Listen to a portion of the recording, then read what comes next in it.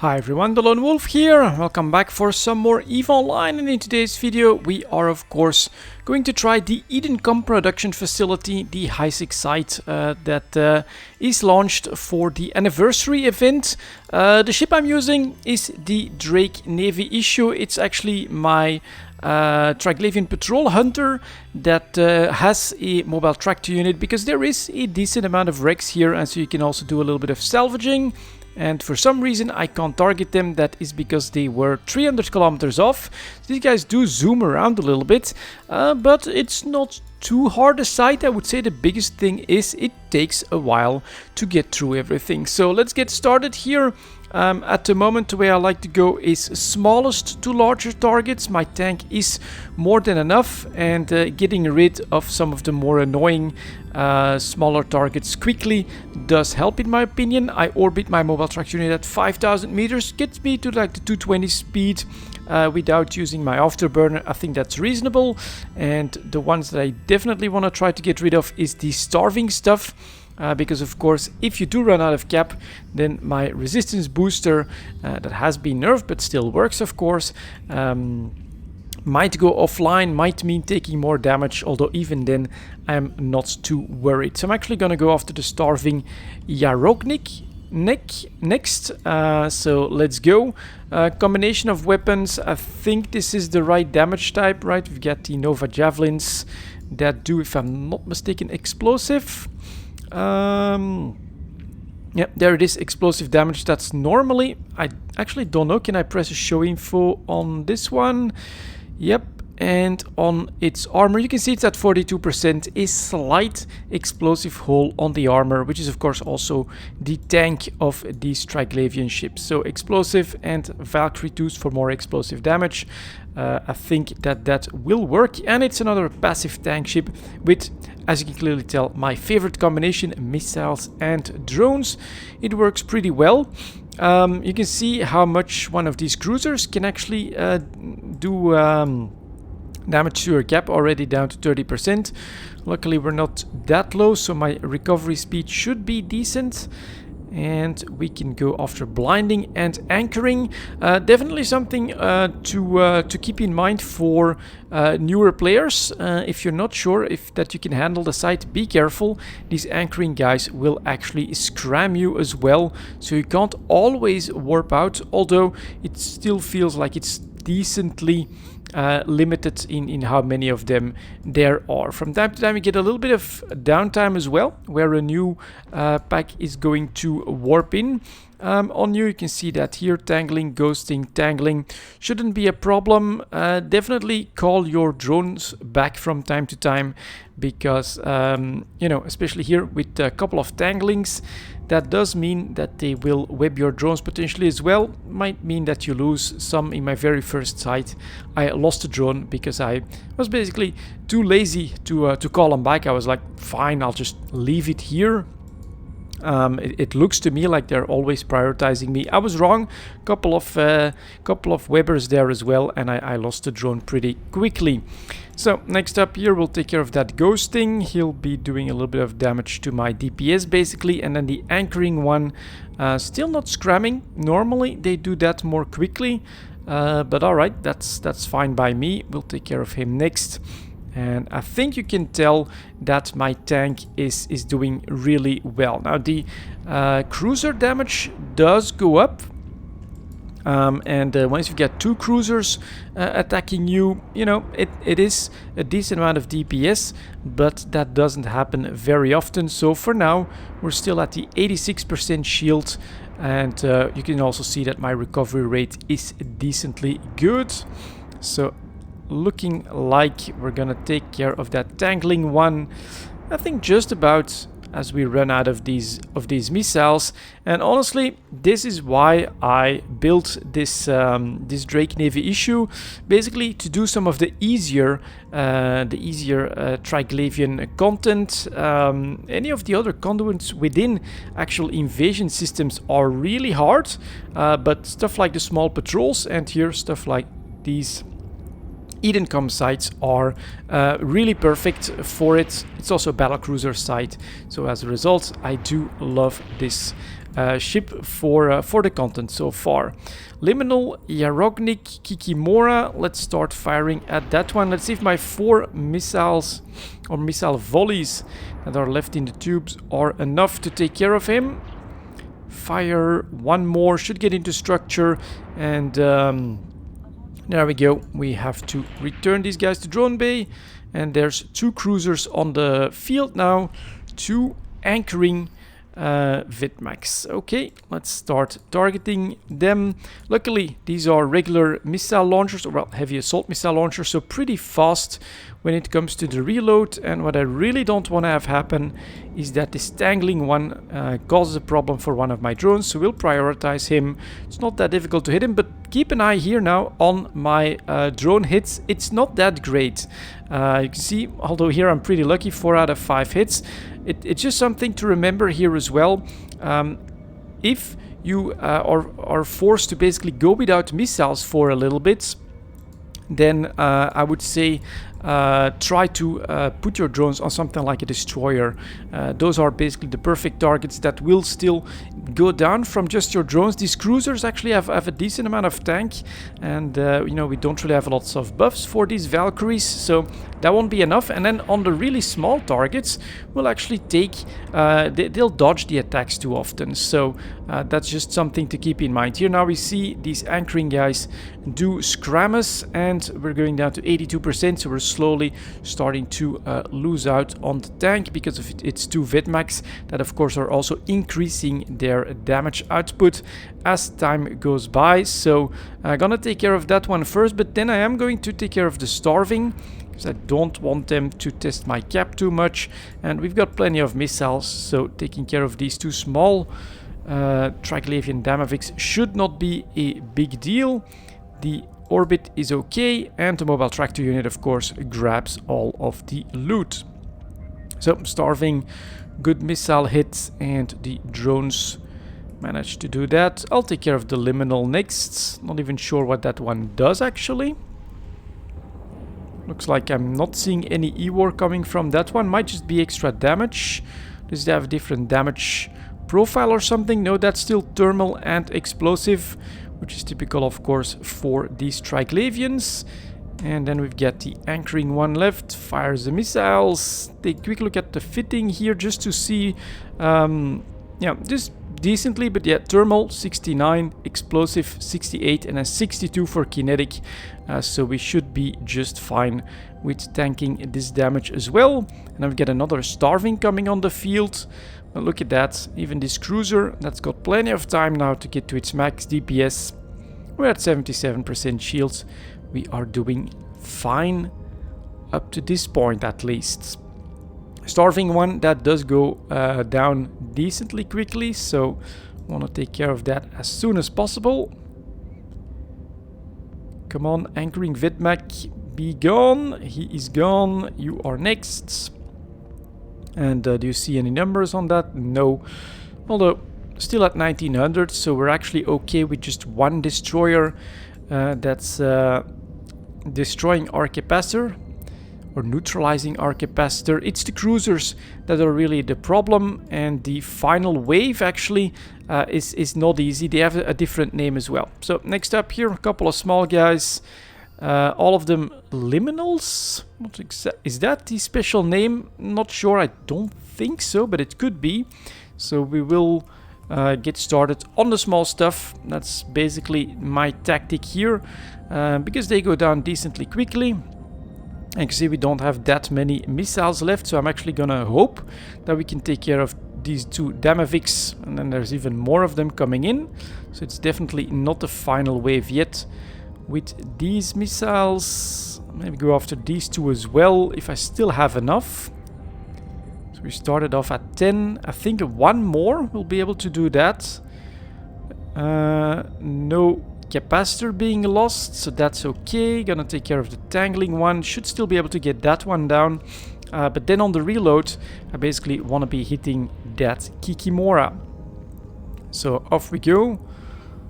My tracking is, well, okay here. Full hits from the drones as well on that Damavik. But now without the missiles, I basically definitely want to switch. Final volley at the Kikimora, and then you can see the loot gathering up in the background here.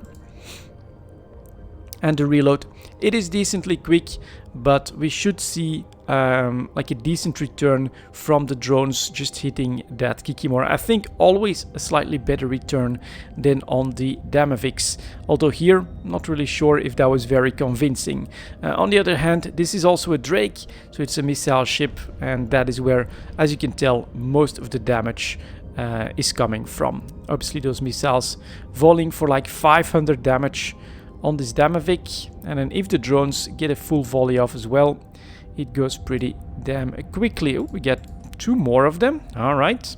And by now, yeah, shields slowly being tested here. We're at 60%. I'm still gonna take care of these 2 tangling ones first,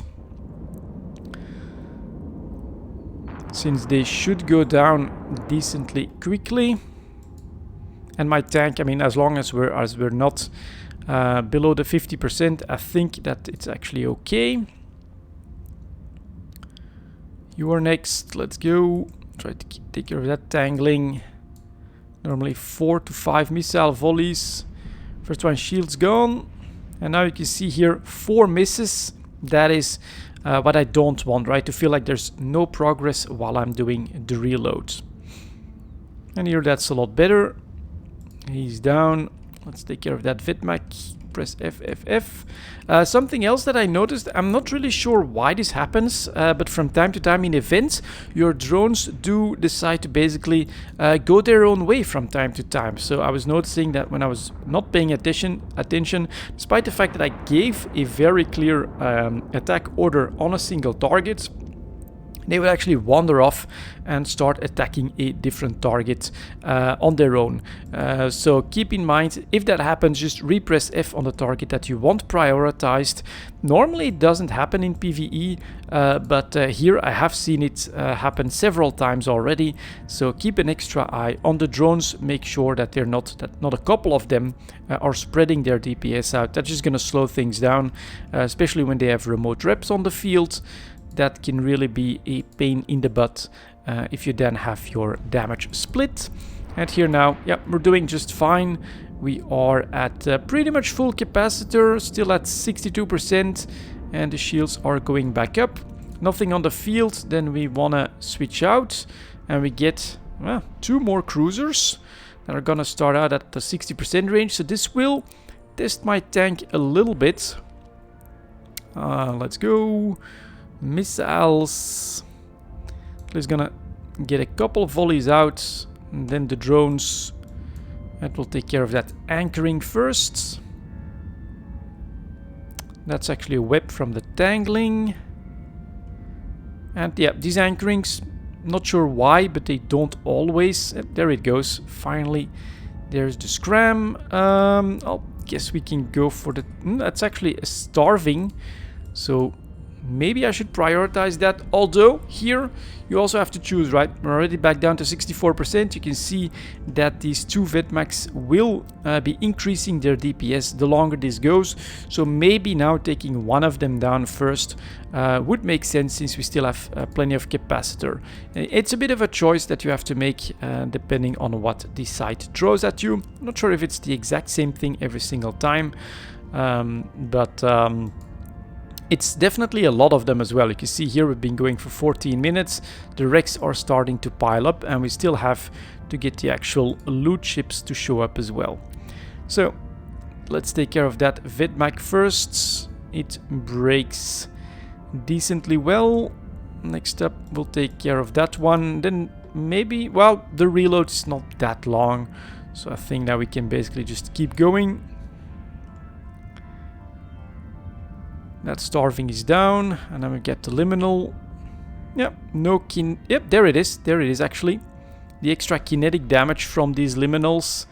I guess they have 2 weapon systems or something like that. Does he maybe fire missiles or? Yep, there it is. There's the missile. That's the kinetic damage, and then the beam, of course, is the constant thermal and explosive damage. It had to be something like that. So that makes me rather happy that my kinetic resistances are up to a decent point as well. So that'll take a little bit more time because we'll need a reload here, but we're still doing fine. My speed is decent and we are at 61% tank. That feels pretty good. While my drones practically full hits, so should keep things in check. There's no remote reps. I wonder if they actually rep 16. Do we ever see the percentage go back up here? Yep, there it was up a little bit, but not very noticeable. So basically, you will get through these eventually, at least in most cases. Quick return to drone bay, because we should get another warp in here.